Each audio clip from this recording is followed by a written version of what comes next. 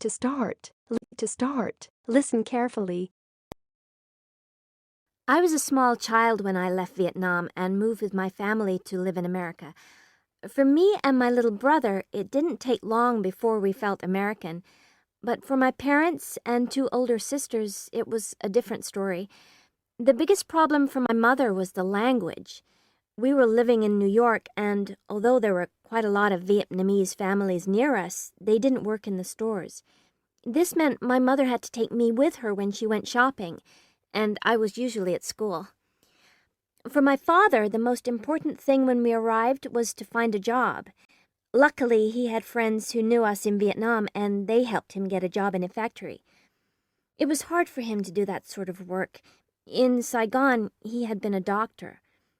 My two older sisters went to high school. They worked hard and did well, and the school gave them extra English lessons. Even now, though, they speak with Vietnamese accents. My brother and I are lucky. We may look Vietnamese, but we speak with American accents. My family found the way of life very different. In Vietnam, my mother used to spend a lot of time visiting her sisters and brothers and looking after her mother and father. She feels quite lonely now. She says that in America you live inside your house, but in Vietnam, you take your house outside onto the street and share your life with everybody.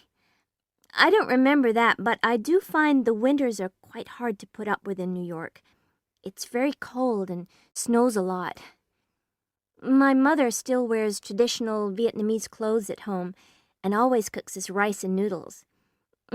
I must admit, I prefer burgers and chips.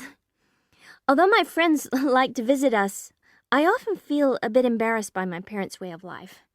They don't understand Americans, and I think I am more American than Vietnamese now. I suppose it's sad for them to have such a strange daughter.